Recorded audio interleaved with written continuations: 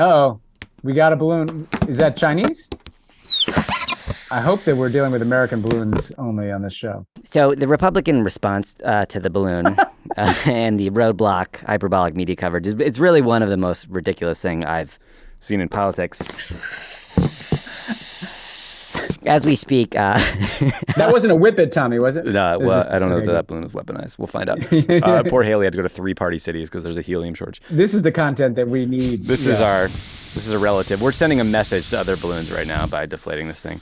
Welcome back to Pod Save the World. I'm Tommy Vietor. I'm Ben Rhodes. Ben, Tom Brady posted the most divorced dad energy selfie I've ever seen, and I'm still reeling from it, and I haven't had anyone to talk to about it. I somehow missed this. I've stopped consuming Brady content.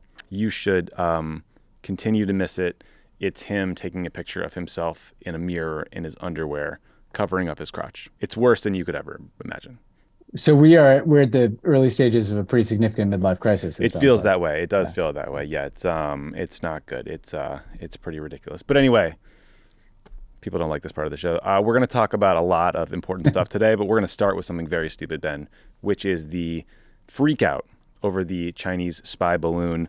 We're going to help separate out what we should all take seriously and what is just hyperbolic media and political nonsense. We're also going to talk a bit about the State of the Union. It's hard for us because we record this on Tuesday and it comes out on Wednesday, but there's some interesting polling about foreign policy messaging and approval. We'll talk about Trump's reported plan to run as a dove. That one feels familiar to me, Ben.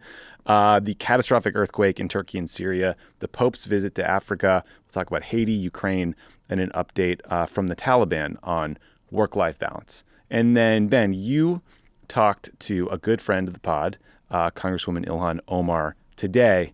What did you guys talk about? Well, we talked about the fact that the Republicans voted to remove her from the House Foreign Affairs Committee, which was kind of a mixture of retribution for their neo-Nazi members getting voted off their committees, but also kind of had the reek of racialized targeting. So we talked about why that happened, how she's thinking about it, how she's going to continue to speak out on uncomfortable issues, whether it's criticizing aspects of American foreign policy or pointing to the less than stellar human rights records of some of America's partners around the world, and just how she's going to continue to have a voice on these things, particularly around issues related to Africa, some of the things she's focused on. So it's a good conversation. And as I said to her, she's deplatformed on the House Foreign Affairs Committee. She can be replatformed at Pod Save the World at least. So she's a member in good standing of this committee. Yeah, and I guess all Democrats in the House have been shadow banned to some extent. I'm a big fan of her pushing on certain issues that don't often get pushed on, like sanctions and a lot of other things. Peter Beinart had a great piece about all the tough questions that Congresswoman Omar has asked on the committee that others haven't. That's worth reading. Okay, Ben, so we are hopefully exiting one of the dumbest news cycles in the history of news cycles, which is the Chinese spy balloon meltdown of 2023, Balloon Gate, Balloon Ghazi, the balloons Katrina. I think we should divide this into 2 parts. First, we'll take the balloon seriously, and then we can explain why the freak out is dumb.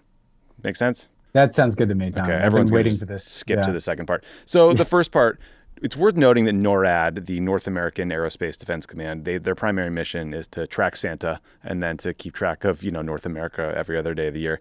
They have come out and said they failed to detect the previous Chinese spy balloons that came into our airspace. Given the billions we spend on, radar, the U.S. military, everything else, that's not great. That's a tough press conference for that 4-star general to give. But my understanding is that these previous spy balloons kind of dipped in and out of U.S. airspace. When the latest one floated across the country, you didn't need a radar. You just need grandpa to put his glasses on and look up, and then you could find the thing. Yeah. When we were all watching on cable news, I think it wasn't exactly hard to detect. Yeah, no. So, but something to worry about. The balloon probably has upgraded spy gear. Ben, I read a research paper from the Pentagon called "The Paradigm Shift to Effects-Based Space: Near Space as a Combat Space Effects Enabler." And I just want to say... you're just getting around to reading that? You didn't read that when it came out off the presses? Well, what I was wondering from you is why can't you come up with a title like that? After the fall, what about Near Combat Space Enabler? That's some good stuff. Yeah, and people wonder why like ordinary people don't read more of these documents. Yeah, I skipped around a lot. So here's the short version of why balloons are good for spying. So these near space platforms, like the balloon, is an object between 65,000 feet and 325,000 feet. They can basically stay up indefinitely. They can surveil an 850-mile diameter field of view. And distance really matters when it comes to image resolution. So the same optics on a spy balloon will get you 10 to 20 times better resolution on images than those optics on a satellite, just because it's closer. Similarly, an antenna on a balloon will collect much weaker radio signals, and they don't have to deal with technical issues that arise when those signals pass through the upper atmosphere. So we know this balloon went over military sites that are very sensitive. I'm sure those have been photographed in the past by Chinese satellites. But I did notice there was a Wall Street Journal report today about a Pentagon report to Congress on how China now has more land-based intercontinental ballistic missile launchers than the United States, and they're reportedly trying to triple their nuclear arsenal by 2035. So new information, new context. Lastly, you just shouldn't, fly into another country's airspace, even if spy agencies probably do it all the time. So, Ben, obviously, President Biden took this seriously since they shot it down. They grounded lots of planes, et cetera, et cetera. Let's go back to what those sit room meetings must have been like about what to do about this thing. Like, what do you think the national security team was most focused on, took the most seriously, and the kind of options that got presented to Joe Biden? Well, I think there's like, what is the concern with the balloon? And then there was the, like, what do you do about the balloon?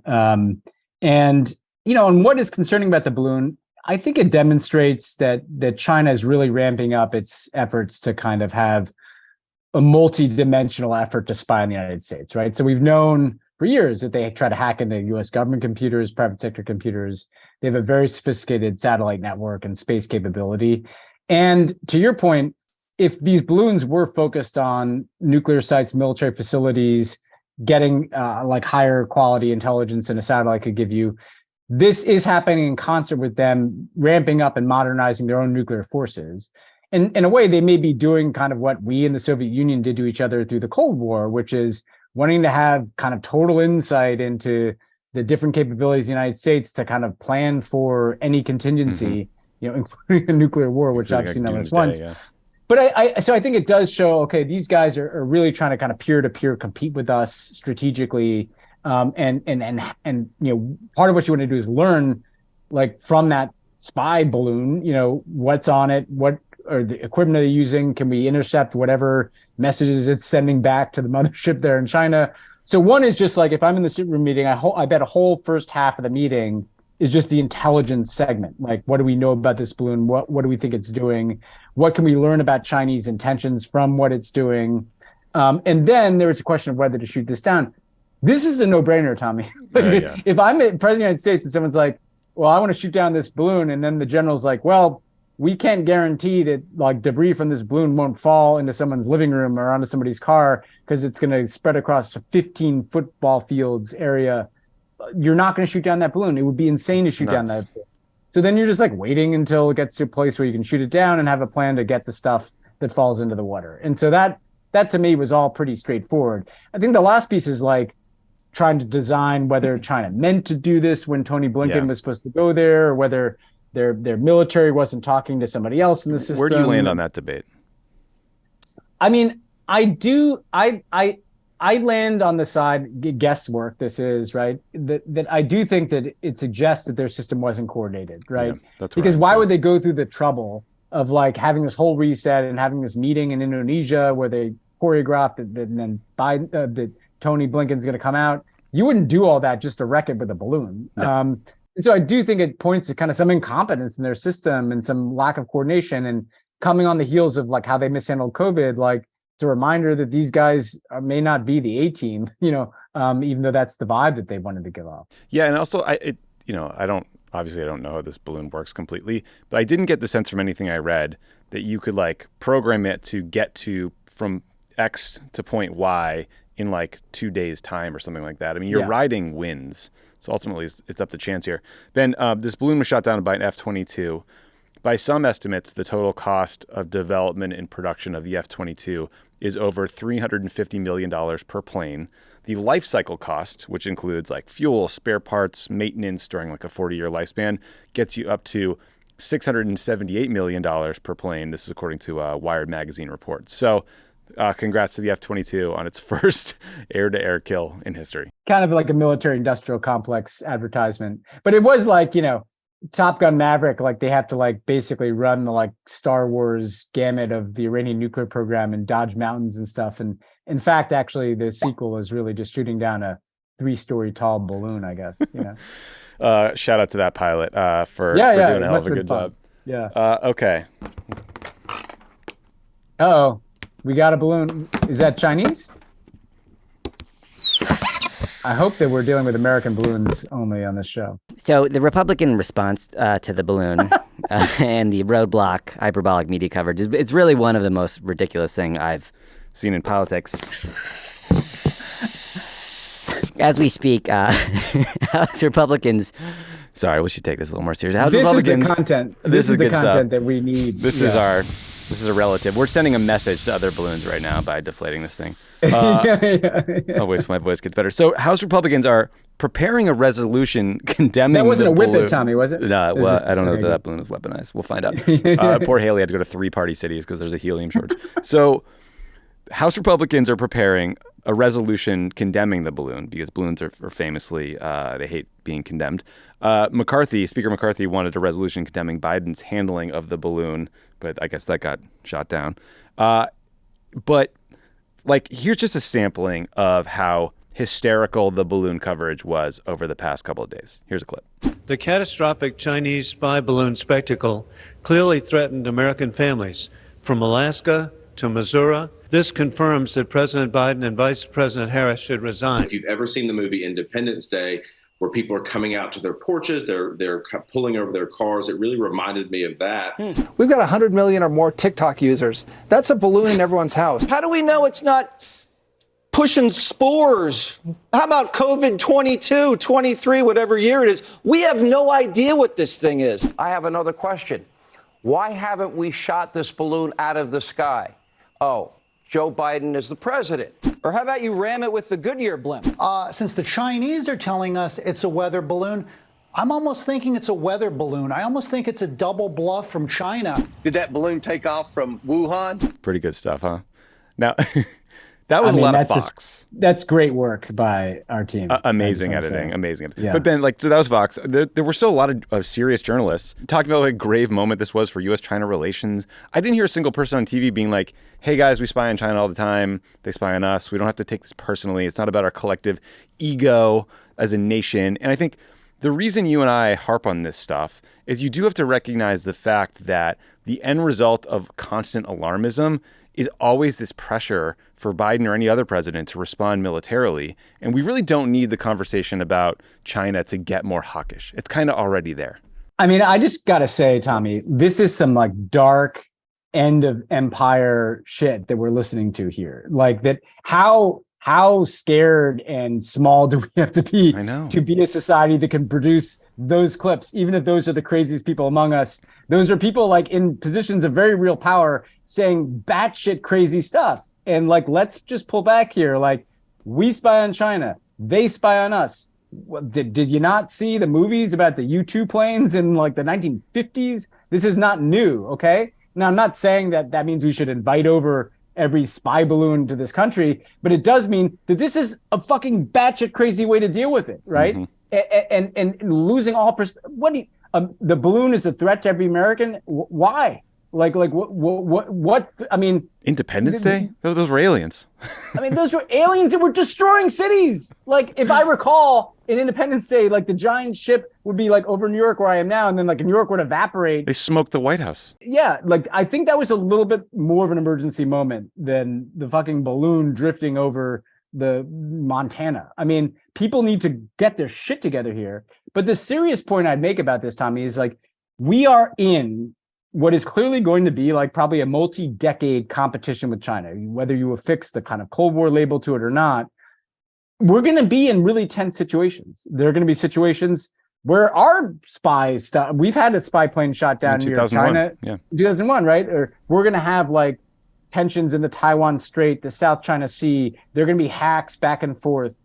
And our capacity to avoid that competition becoming a war depends on us being grown-ups and not being like 4 years old in this country. And what worries me about the political and media response to this balloon is what's going to happen when it's like an even graver crisis. And like, as you said, all the political incentives and momentum are going to be to ratchet up the conflict. We have to at some point get our mixture of like late empire energy and xenophobia and all the rest of it under fucking wraps, or else we're going to find ourselves in a war over a balloon, right? Which is not anywhere you want to be. We just psych ourselves out. It's so wild. And by the way, Joe Biden has been really tough on China. Just last week, they signed a deal with the Philippines to get the U.S. access to even more military bases on the island. That could place U.S. forces less than 200 miles away from Taiwan. So like you have to try in diplomacy to have some empathy for your opponents and your allies and sort of see things from their shoes. And if we're going to have a meltdown about a balloon, how are they going to react to, I don't know, a whole bunch more Marines creeping closer to their country?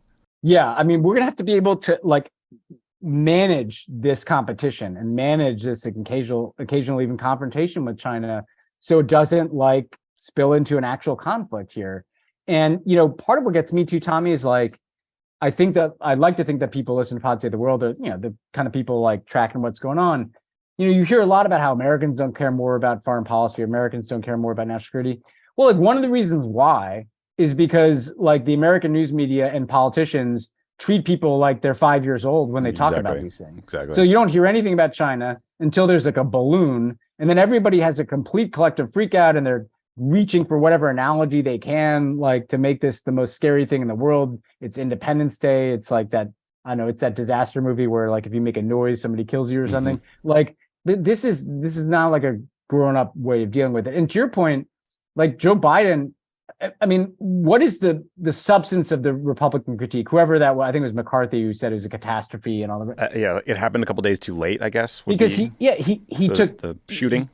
That's it, right? Like, what did he not do that they wanted him to do? Because like the Chinese would be spying on this country no matter who's president, right? Barack Obama, Joe Biden, Donald Trump, Ron DeSantis, whomever, they're going to send balloons, right? And so this whole thing is just about whether he should have shot the balloon down over a bunch of people or waited for it to, like, because what was lost in that time when the balloon was in the air? Like, this is just insanity. And by the way, George W. Bush had to write an apology letter to the Chinese government in 2001 to get them to release the 24 airmen who the Chinese government held after they had to make a crash landing because a U.S. spy plane collided with a Chinese fighter, and the Chinese fighter pilot was killed. So again, like, yeah, it could be a lot worse. And it's absurd. And I would say, like, one of the other interesting things substantively out of this thing, Tommy, is that at first when this came out, you could tell the Chinese are kind of embarrassed, you know, because they didn't deny it. And they're like, well, you know, like they put out this kind of sheepish statement. It was a weather balloon. Nobody believed that. They had to know that nobody was going to believe that. And so they didn't have that kind of belligerent wolf warrior thing that they do.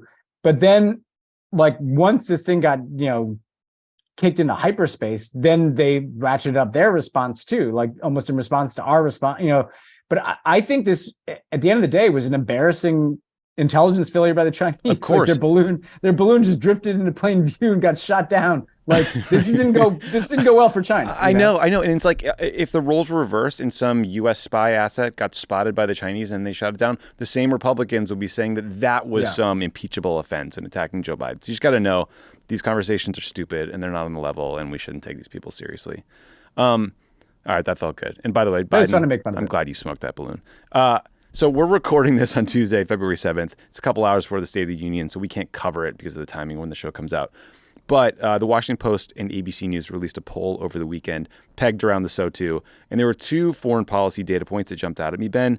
First, approval of President Biden's handling of the situation in Ukraine is at 38% approved, 48% disapprove. So that's a little worrisome, especially given how well he's handled it, you know?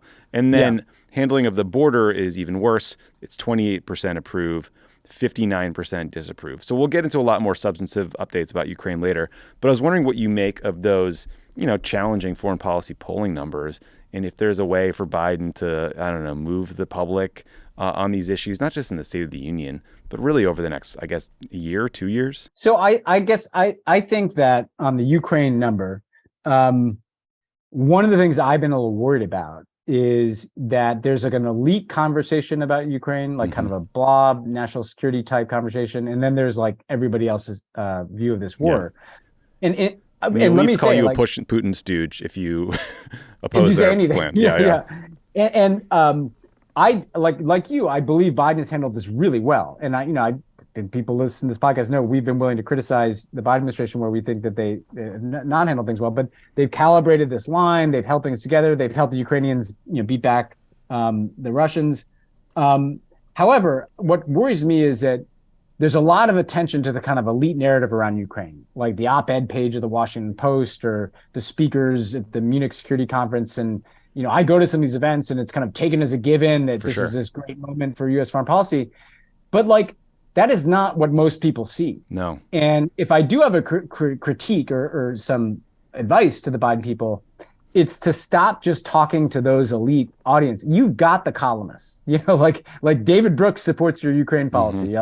And you need a simplified message that you can deliver around the country to people about what you're doing and why it matters and why it's worth it, and you can't take for granted that they even know what NATO is and so I do think it's a warning sign of sorts that if we're going to keep doing this level of assistance, which I think we're going to have to do for a long time here, we need a message, to use the hackish term that we used to use, but there needs to be a Main Street message here, not just like a Massachusetts Avenue think tank thing. And so the State of the Union hopefully can be the beginning of that.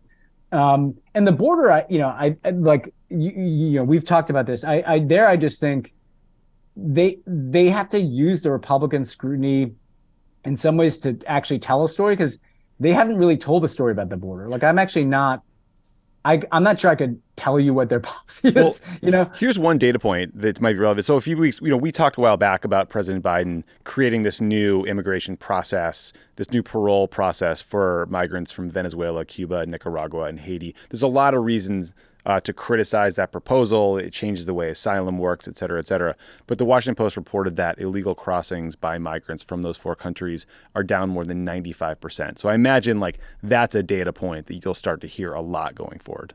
Yeah, no, I think that they need to acknowledge that this is a real challenge, but again, like a lot of things, this would be a challenge for anybody who is president.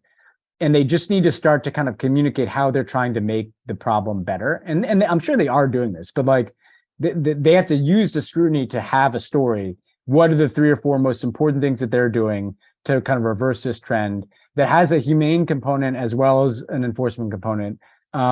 And this is going to be part of the landscape for the next couple of years. And again, as you and I have said, there are steps that they can take on Cuba policy, Haiti policy, and Venezuela policy in particular, which is driving a lot of this migration to reduce humanitarian suffering so as to reduce the flow to the border. And I think that they should take that on and draw that connection. Yeah. So Biden's likely opponent, as we all know, is Donald Trump. Politico had a piece this week about how Trump plans to run as the peace candidate. This gets us back to Ukraine again. Part of that is positioning himself against military support for Ukraine. Here's a clip from a video Trump released on February 1st. As I have said many times before, Russia's invasion of Ukraine would have never happened if I was in the White House. Not even thinkable, not even a possibility. We must end this ridiculous war and demand peace in Ukraine now before it gets worse. And believe it or not, it would be easy to do. It would be very easy to do. Not a lot of detail there, Ben. But, Believe it or not, Tommy. Believe it or not. Believe it or not. Simple, though. The strategy also means Trump positioning himself against his likely primary opponents, Nikki Haley, Mike Pompeo, our buddy, and Ron DeSantis. A couple of problems I see with this primary strategy, Ben, is first of all, Pompeo, Haley, they worked for Trump. So did John Bolton, who he attacks as a crazy warmonger. So it's not a clean argument to be all these guys I selected to work for me are warmongers. On the flip side, what is Mike Pompeo going to do? Take credit for things that he did on Trump's behalf? I don't get any of it. The DeSantis piece is also weird. I think they suggested they're going to highlight old congressional votes. Color me skeptical that you get a lot of traction there. I mean, DeSantis saying he'll cut Social Security. That sounds more interesting to me. But also been Trump tried this before. I remember the Donald the Dove, Hillary the Hawk, Maureen Dowd column, infamous one. Classic. That was when his record was lying about opposing the Iraq War when he was actually in favor of it. Now he had 4 years in the White House that includes assassinating the top Iranian general and nearly starting a massive war with Iran. So I don't know. What do you make of this pitch? It's just like some silly Politico thing, or like actually the path he'll pursue? No, I think it's something we should take seriously. I think it's a path he'll pursue. Even throughout his presidency, he would talk about, he would talk about ending wars when, in fact, he actually, in addition to assassinating a general, he sent tens of thousands of more U.S. troops to the Middle East as kind of a little offering to the Saudis. Right. So there's a substantive pushback that needs to be made here, but I do think it connects to what we were just saying about Ukraine. The American public is not crazy about wars in general. It's particularly if we're fighting the wars. And so Ukraine is kind of like in this other space where most people's experience of that is they're seeing this terrible stuff on television. It's horrible. Their sympathies are probably with Ukraine, but they're also worried about getting too far into it. And if you've got Trump kind of locking in like a huge chunk of the Republican Party behind this kind of isolationism, let's have peace, let's get out of there, let's be done with this.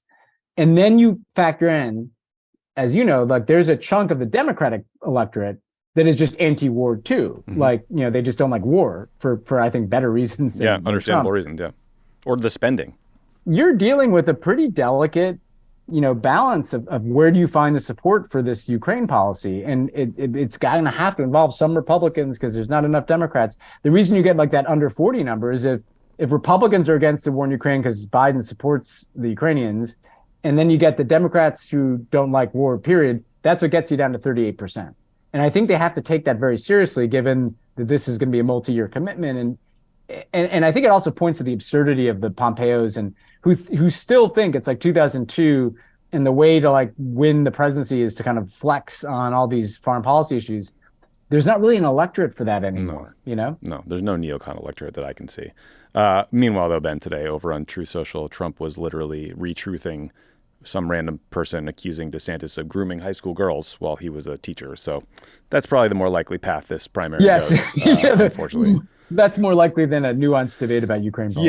Yeah. Okay. Let's turn to Turkey and Syria, where a massive 7.8 magnitude earthquake and several powerful aftershocks have devastated parts of both countries.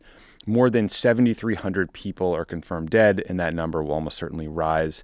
Compounding the problem is the fact that it's freezing cold there. People are still trapped in the rubble or just now homeless.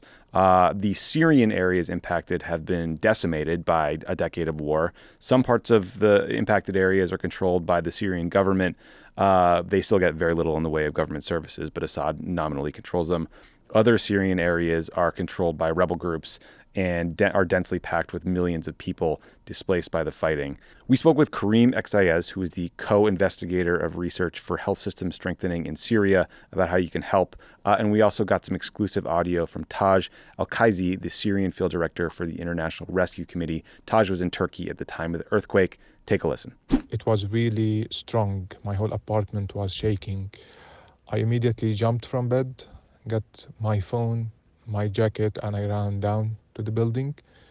There was chaos and people were leaving the building in their pajamas. Although it was snowing outside, many people were without jackets and even with their undershirts. The worst part of the experience yesterday was the unknown. We seriously didn't know where to go and what to do. We're just waiting to receive messages, and we are hoping for the best and not to see our apartment collapsing and not to hear bad news about our people. In one town only, in this town called Gendaris in Afrin district, northwest Aleppo, in this town only, there are more than 100 buildings that were completely collapsed. And there are no rescue teams now. Only the white helmets, the civil defense, they are trying their best to help. And now they were able to extract few people under the rubble. But I believe that there are many more. We have more than 6,000 or 7,000 are still under the rubble, waiting for the rescue missions to come and help us. So as of today, there are still people under the rubble. I know a lot of my friends who are still missing. I can't believe how my parents and my brother in Hatay in Antakya, they were able to escape the buildings before it collapsed. but a lot of people, they did not make it. So we're talking about three main areas in terms of the political control. So we have the southern areas of Turkey. We have two areas in northwest of Syria. So the first one, which is controlled by the government of Syria, by the Assad regime, and it's mainly Aleppo city and Hama city.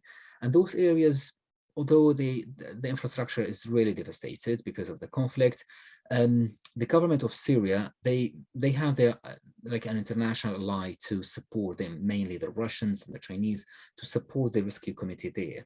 But I'm hugely concerned with the third area, which is the opposition-controlled areas in northwest of Syria, because these areas are basically a no-state areas. So there is no central entity to lead the response.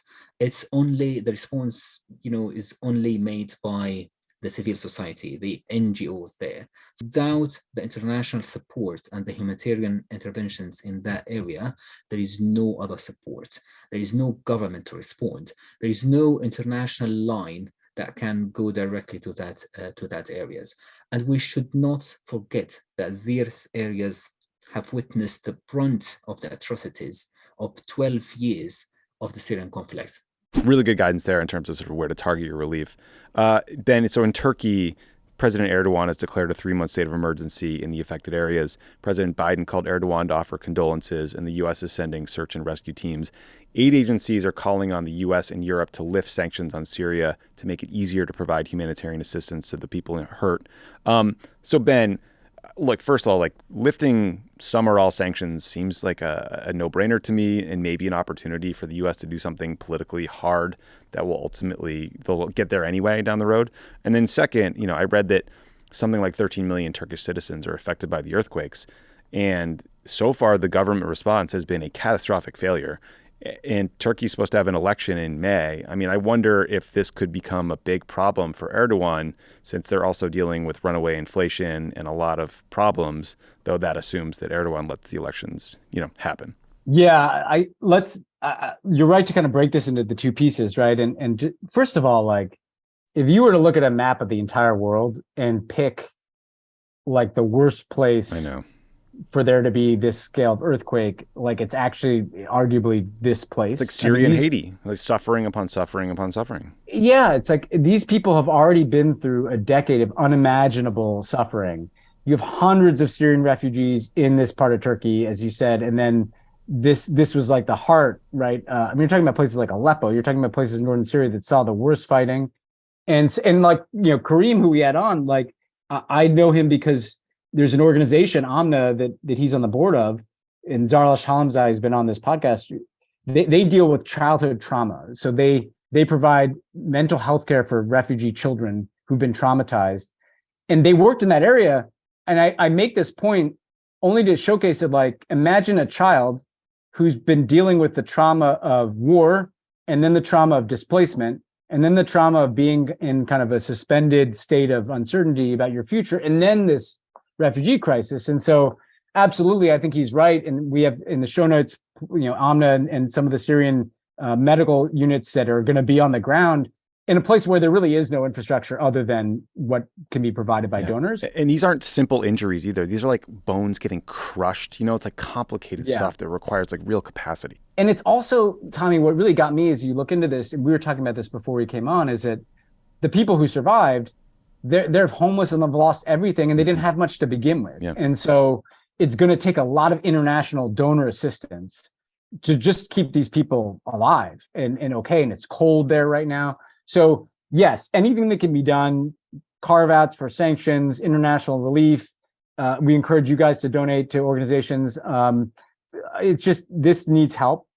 On the Turkey piece, it did seem like, it took way too long. I mean, because you're dealing with a rescue circumstance where, every hour is precious here. Mm-hmm. And, just from watching the news reports, it did feel like it took 24, 48 hours in some cases to get help down there. And I think it does call into question the kind of competence of the government in handling this. And you don't exactly see Erdogan like on the ground there with the victims. I mean, maybe I've missed something here, but he is one of these older, out of touch leaders who may have just kind of just missed the scale of what needed to be dealt with here. And so it is worth watching how this interacts with their politics this year. Yeah, this is truly a historic disaster. So just a couple of organizations to consider if you want to make a donation. The Union for Medical and Relief Organizations and the Syrian American Medical Society are providing medical services. The White Helmets are searching for survivors. Save the Children is working on the ground to help kids and families with clothing and shelter and food. We spoke with the Save the Children CEO on last week's episode. They're an amazing group. And the International Rescue Committee, the Red Crescent, they're doing great work. So a bunch of options there to consider. So Ben, turning to Africa, so the Pope has been making a lot of news.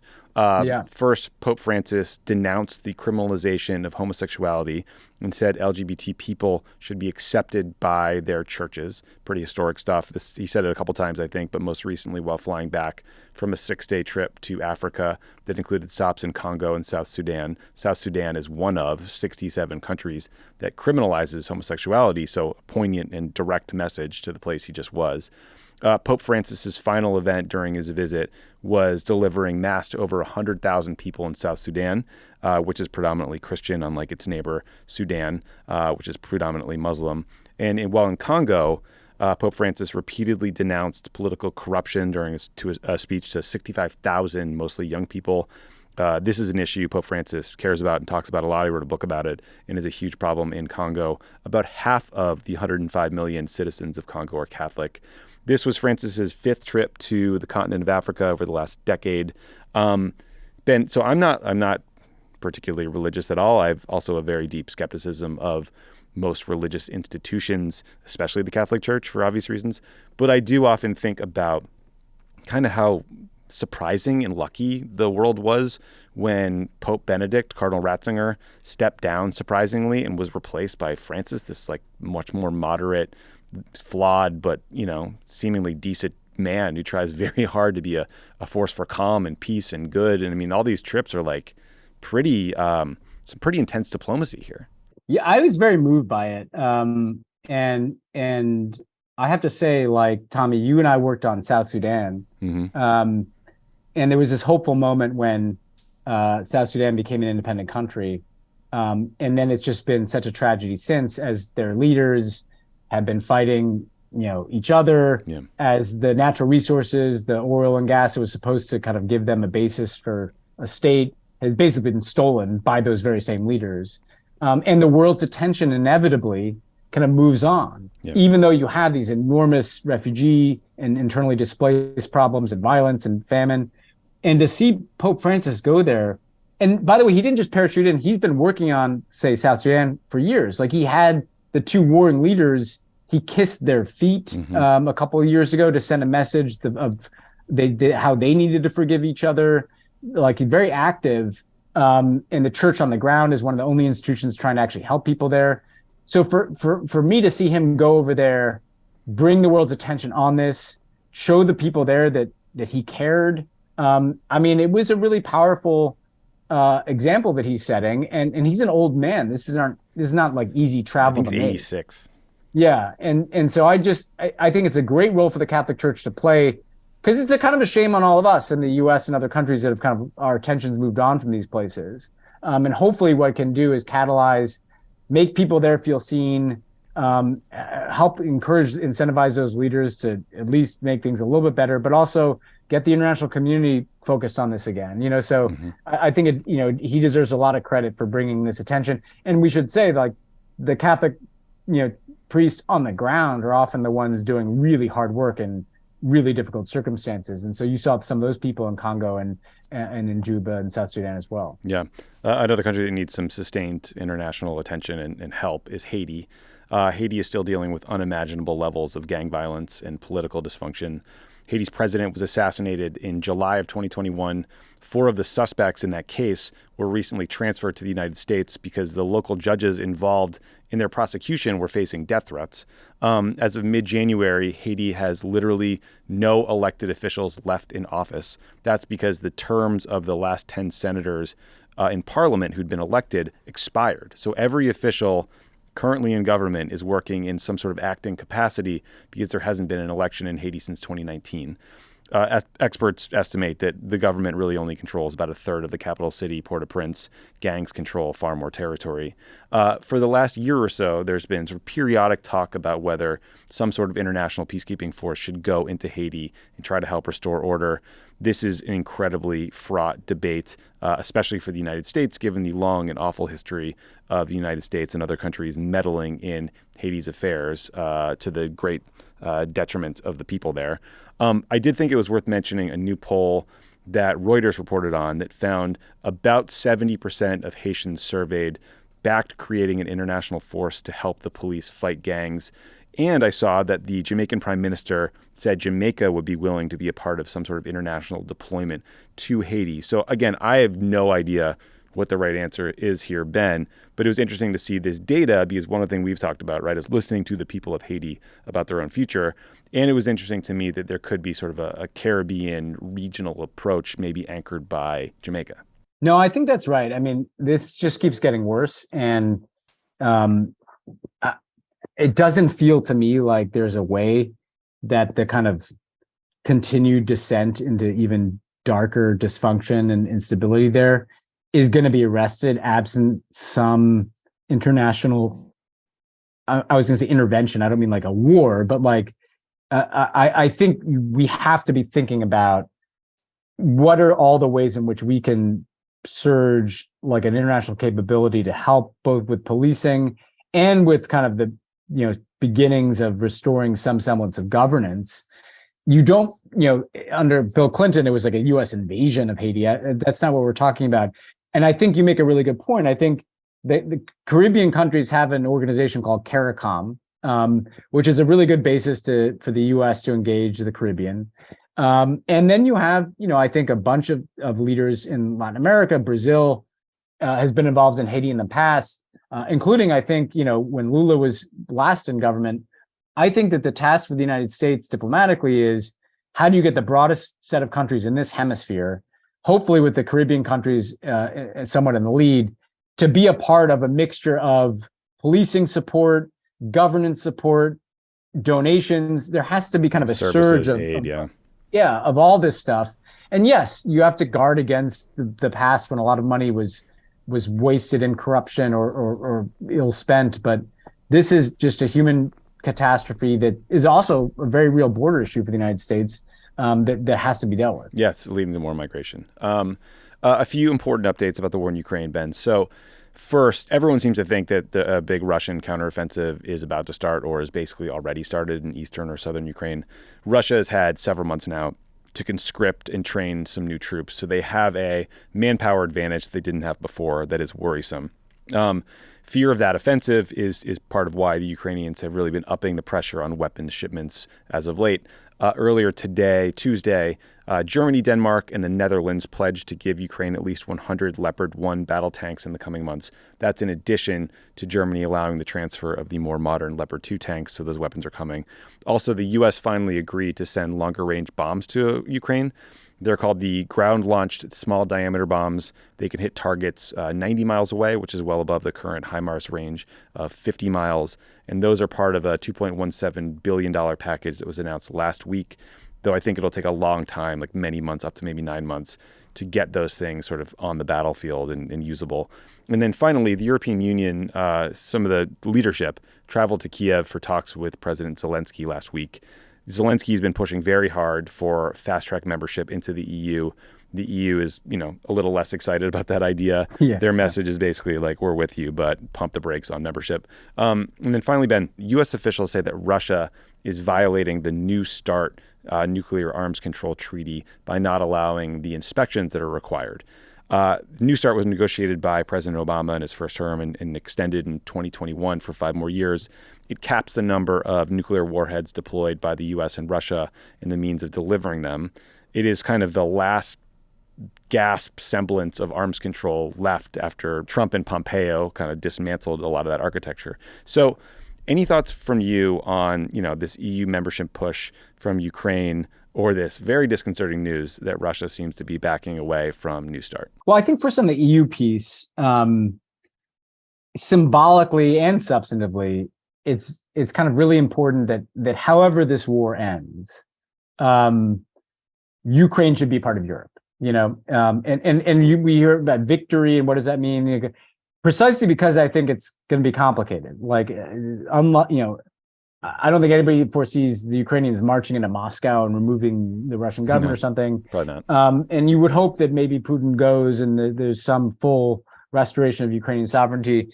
But put that aside, Russia's war, they should fail in a number of respects, hopefully all respects, but they should certainly fail in their effort to kind of take over Ukraine. But they should also fail as like an aggressor that was seeking to control Ukraine's own choices about whether they would draw closer to Europe or whether they are kind of under Russian domination. I say that to make the point that like Ukraine joining the EU is what the Ukrainian people want. And it would be the ultimate rebuke to what Putin was trying to do by saying, no, you don't get to be part of Europe. You have to be part of us. And so I totally understand that there's a lot that goes along with EU membership. There's a lot of bells and whistles and hoops you have to jump through. And it's not as simple as just saying, today you're a member, because, sometimes there's a currency union and then there's a freedom of movement union, there's regulations. I think what the Europeans need to do is kind of create a new category, like where they don't just sound bureaucratic, like, well, no, you're not ready, we'll talk about that later. They have to kind of signal like this is happening. Like Ukraine is a part of the European Union. They're on this pathway, and they're going to have to figure out a way where it's not maybe the exact same list of steps that every country had to do. Are there some things that can be accelerated for the Ukrainians and some things that's not? Like you may not be able to set up like Ukraine's in the exact same regulatory framework as France, but like what can you give them in terms of membership faster? Because I think that that's a really important message to send, that like this invasion is going to fail and these people are going to be part of Europe, which is what they want. New START is really troubling. I mean, I still think that you want that in place. Obviously, if the Russians are just out of it, they're out of it. But like, why is it worth preserving? Like, you want eyes on those Russian nuclear weapons. I mean, a lot of the verification is like being able to go inspect where they are and what they're doing. So I think it's worth preserving, as complicated as that is, unless the Russians are just, not interested, in which case it's, we're flying blind on nuclear weapons, which we haven't been in a very long time. I mean, this will be the first time in decades that there hasn't been some arms control regime like this in place. Yeah, it's very scary stuff. I mean, what it sounds like is the Russians are just saying, hey, listen, now is not the right time to let a bunch of American inspectors come to our military bases. And like, kind of, I get where they're coming from on that front, but that doesn't mean it's acceptable.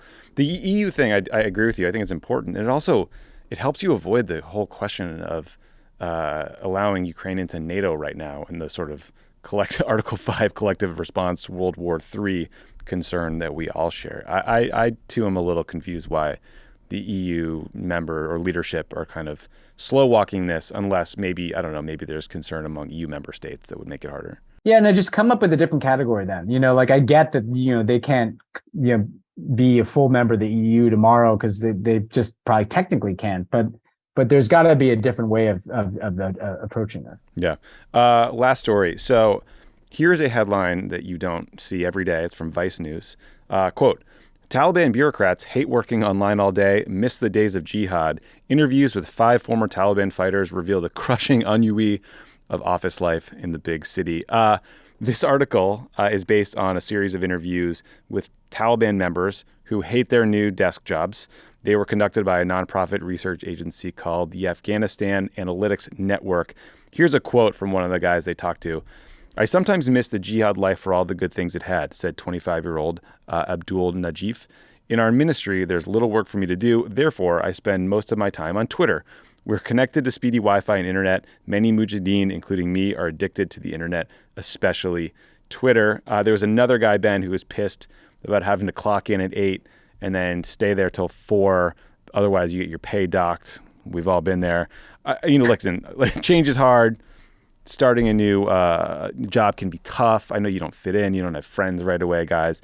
One idea for these Taliban bureaucrats: what if you stop slowly strangling your country to death and actually help the human beings starving to death? You might find that fulfilling. Maybe let women do those jobs, and then you can go out and knock yourselves out. Go hunting. I mean, the Twitter thing may get them too. Maybe Twitter will defeat them, and here's the interesting thing. I was very interested. Your interview last week was really good, and I was particularly interested in her comments about this kind of split between the Kandahar kind of clerics who are issuing all these hardline edicts and stuff, and then these like people probably like this who are like sitting in ministries in Kabul, like, well, what the fuck do we do? How do we run this place? It does raise an interesting question over time at whether there's anything that can be done by the international community to kind of like, you know, split off, you know, incentivize, like, I hate even saying moderate related to the Taliban, but like incentivize the kind of more technocratic aspects of the people in Kabul from the kind of, you know, just retro misogynist creeps down in Kandahar. Like, because just sanctioning everybody, I don't think can work. So there may be something there about what do you do? Is there, what kind of government do you want to see there in 5 or 10 years? And is there anything we can do to nudge it in the right direction? You know? Yeah. And like her, you know, I think the sort of perverse incentives that get created when the Taliban does something truly heinous, like you know, not letting girls go to school or not letting women into NGOs, is that it makes it even easier for the United States or other Western countries to just fully cut them off and not really like debate or address the much harder issues of, should we lift sanctions? You know, should we try to find a path forward, not necessarily recognize the Taliban government right away, but like find a way to work with them to save a whole bunch of lives, innocent lives, kids, women, children, right? And I agree with you. I mean, maybe there is some sort of faction that will look around at what's happening in the country and think, we don't want this. I don't care what some guy in Kandahar says. Yeah, for our own survival, you know, and the people who know that dynamic that you describe are the creeps in Kandahar. You know, they know that like they can just, you know, like throw a hand grenade in any effort to kind of improve the lives of people there. So, you know, we have to just, our metric in Afghanistan should be, is there anything we can do to make life marginally better for more people, particularly women? You know? Yeah, absolutely. Okay, we're going to take a break, and when we come back, you will hear Ben's interview with Congresswoman Ilhan Omar, so stick around for that. I'm very pleased to be joined by Ilhan Omar, the Congresswoman from Minnesota. Welcome back to Pod Save the World. Yeah, thank you for having me. So obviously want to start with the news of the last few days with the Republican effort to remove you from the House Foreign Affairs Committee. For people who haven't been following this and may not understand something as misguided and illogical and bigoted as this, to tell us what happened, what this means for your service on that committee and in Congress. Yeah, for those that don't know, for the last 2 terms in Congress, I was on the Foreign Affairs Committee and on the Education Labor Committee. I also briefly, in my first term, served on the Budget Committee. Republicans have been pushing since I got sworn in 2019 to not seat me on the Foreign Affairs Committee. Some reason they believe there's a threshold of Americanness that I have to cross before I'm able to talk about American foreign policy and critique it and possibly advance a better path forward for our foreign policy. And, you know, they made a promise that if they were ever to have the majority, that they would do that. And so last week, they were able to have a floor vote and in a partisan way, vote to take me off.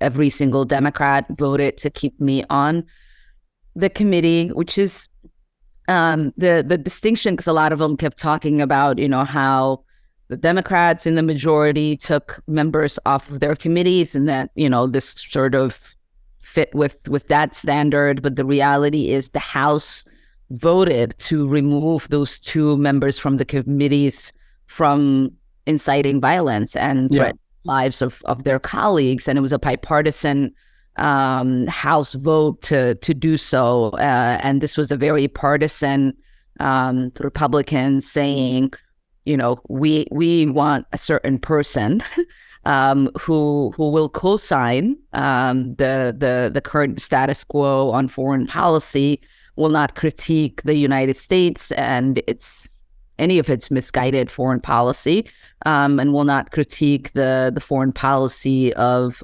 Israel or our allies. Okay, so I mean, obviously, it's not hard to surmise that you know that that a good chunk of this is racialized, kind of anti-Black, anti-Muslim bigotry. Some of it is just, jingoistic Republican politics. I want to talk about a few pieces of this, though. First of all, what message do you think this sends around the world? Like at a time, you'll hear people talk about how the United States needs to do more to appeal to people in the global South, people who are fighting for human rights around the world. I would imagine that a healthy share of those people see you as someone who represents the America that they want to look up to more than people like Paul Gosar, who were removed from committees for their kind of incitement to violence. Do you worry about the message this sends to the rest of the world that is watching this and is seeing someone like you denied a voice on that committee? Yes. We, as you served under the Obama administration. We hold other countries to a standard that says, you have to have an open society, you have to have open debate, respect democratic principles of allowing, dissenting voices to exist in the political discourse. And now what the Republicans have done is say, here in the United States, a country that talks a lot about the freedom of speech, the rights that we say are enshrined in the First Amendment of the Constitution, whether it's religious liberty or advancing coexistence, that we are somehow deciding to reject that because we can't seat this member of Congress of this particular committee, because unlike the other ones, again, I'm not removed from all of my committees. Yeah. So saying you can't participate in this one conversation, in this one debate, clearly sets a message to the rest of the world that we are not the America that we say that we are. We are not upholding the values that we say we believe in. And I think to many Africans, to see the first Black member of Congress to have been born on the continent of Africa, who came to the United States as a refugee, who overcame great tragedies to rise to a position of power, to have been elected by her constituents that don't share cultural, that many of them don't share a cultural, religious, or racial identity with, that many people took pride in, now is somehow being denied the opportunity to serve as the ranking member on the Africa subcommittee that she has been on, like many people have celebrated. Yeah, no, it's just a missed opportunity to have your voice there for so many reasons. I did want to press on our party, the Democratic Party, which I was glad to see everybody rally to your defense, and some quite powerful statements made by a number of members. But the reality is, for instance, we talked a couple of weeks ago about Sarah Margon, who was nominated for the Assistant Secretary for Democracy, and her nomination got killed mainly because of Israel, because she tweeted something about Airbnb and settlements, and she'd been involved with Human Rights Watch. But you could kind of go on down the line, and the reality is that when you got attacked a few years ago because AIPAC didn't like some things you said, a lot of Democrats went along with that, and a lot of Democrats didn't stand up. Sarah Margon could have been confirmed, frankly, if Senator Menendez would have let that come to a vote. Do we need to look, even though it's not Democrats who removed you, obviously, does some of the defensiveness that Democrats kind of intuitively have around certain issues, and I've been involved in this, but on Israel or on Cuba or on other things, do you think that this event should kind of force us to kind of look inward about, hey, are we facilitating this politics when we kind of go along with it? Because, absent some of that kind of faux outrage, we might not have gotten here, Yeah, and to your credit, 4 years ago, when this happened, you were out there speaking about the dangers of going down this road, right? Of not calling folks in before you call them out, for not continuing to stand for the right of someone to advocate for the rights of Palestinians, for advancing human rights and advocating for folks to have access through international access to justice through international law. I do hope that this serves at least a cautionary tale for Democrats, and I think it has, which is why you saw so many folks who are in the forefront of this recognize the damage and the misguided ways that their words now were being weaponized to somehow make me seem like I'm not someone who is solely here to advocate for peace, to fight against bigotry, and someone who really just wants us to live up to the words that we say and the things that we have, the policies that we have on paper. And just continuing this thread a bit, I mean, how do we apply this standard around human rights and democracy across the board? It's not just Israel. Like if you look at India, geopolitically important to the United States, but a very disturbing Hindu nationalist direction under Prime Minister Modi. Obviously, Saudi Arabia and the UAE, also countries that have traditionally been aligned with the United States on certain issues, but have terrible human rights records, both within their borders and sometimes exporting that. How can the United States try to be more consistent? And what can people like you in Congress do to at least try to, understand, yes, there may be geopolitical realities where we have relationships with people, we don't agree with everything they do, but how do we continue to not turn a blind eye to abuses when they may be happening in countries that have some shared geopolitical interests with the U.S.? Yeah, I mean, that really has been sort of a lot of my work is to say, we at least have to hold the line when it comes to not just spewing these talking points about our values when it comes to human rights and law and order. But we have to carry it out in our everyday actions. It's one thing to care about allies, but once you say, this allyship is based on these principles or these values, when those principles and values are challenged, then you must have the prerogative to say, hey, at least you're making me look bad, right?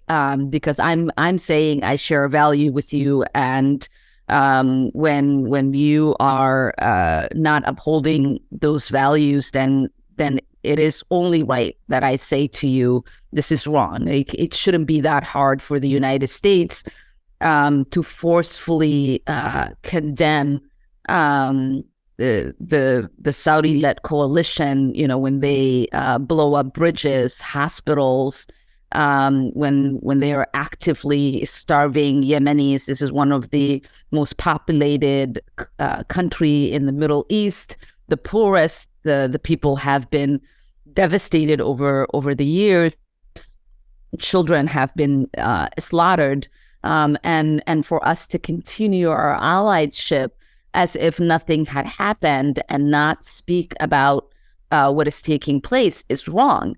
You look at right now what's happening with Netanyahu's government in carrying out collective punishment. You want somebody to say, hey, that's against international law. It's against the Geneva Convention. You can't carry out collective punishment. When you look at India, we've been asking for it to be designated as a country of concern I've questioned Blinken's undersecretary on this. It's odd to me that hasn't taken place, because we have put allies or other countries that have been allied with us over the years we've designated it as a country of concern. You have the situation in Ethiopia, where it's taken many pushes from me and others on the committee to question the State Department on what was happening there. Like, how long will it take for us to forcefully speak out against the devastation that's taking place in Ethiopia? And so time and time again, this continues to happen. We obviously do not hesitate to call out human rights violations that are taking place by our adversaries. And the world notices that hypocrisy. And the world then gets into a position where they disregard our concern and our calls for justice, because they know that we don't do it across the board. And that pushes our diplomacy, our advocacy, our engagement across the world in jeopardy. Yeah, no, it's really well said. And as I always point out, I mean, it's not like we don't criticize ourselves either. Like, we apply the same standard at home when we see injustice. Well, one last question for you, which is, how do you plan to continue to be heard on these things, given the removal from the committee? Do you have you given thought to how? We obviously would love to have you on the platform anytime, but how do you want to continue to use your voice even in the aftermath of this vote? Yeah, I mean, like I said earlier, I campaigned on my critique around our foreign policy and those around the world. I represent a district that deeply cares about this and having a voice there. And so I will continue to utilize whatever platform I have as a member of Congress and as a leader to speak on these issues. Obviously doing it with you today matters, but we're in regards to Africa, we're setting up an Africa working group that will allow us to cultivate some conversations and partnerships around creating a stronger partnership with the continent of Africa. And I will continue to speak about the things that are happening in Central America around our trade agreements and our policies towards Central America that continue to help create the kind of migration crises that we're seeing. And certainly, speak up for those that have been denied justice and living with the tragedies of either being in war or surviving war. Well, that's good. You have a much bigger megaphone than, I dare I say, a bunch of members on that committee, but you're welcome on this committee anytime. Congresswoman Omar, it's great to talk to you. Good to see you. Thank you. Really appreciate it. Thanks again to Congresswoman Ilhan Omar for joining the show today. Is this immature? I'm 42 years old. It's more mature than yelling about Joe Biden resigning because of the balloon. That was Joe Wilson. Is that the "You Lie" with Joe Wilson? I think it was. That is, yeah. We'll see what he brings tonight. I like that the balloon was in the backdrop the whole time too. Yeah. I should have got some nitrous balloons. You ever done that? I had a nitrous dentist appointment the first time ever the other day. Big recommendation. So this is what a meathead I was in high school.